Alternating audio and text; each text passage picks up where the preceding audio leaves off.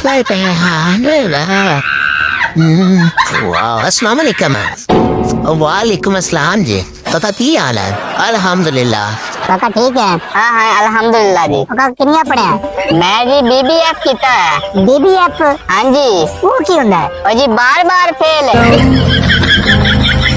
अच्छा उम्र है 10 तू करे आज खुश रहना है। मैं जी हाँ जी सही सही दसा ना, सही सी 10 बिल्कुल सही प्योर।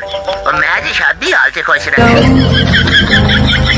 अच्छा काका मैं तेरे को कने को सवाल तू जवाब दे लेवेंदा? हाँ जी दे ला सर, दे केड़ी गल है, दुनिया दा औखे धोखा सवाल पूछो और कने सवाल जवाब देते नहीं ले केड़ा काम है, पूछ तो सही। चल फिर पहला सवाल सुने वा। हाँ दस, पहला सवाल तू मुझे दसेगा कि जंगे आजादी दे दस्तखत किथे होए सन?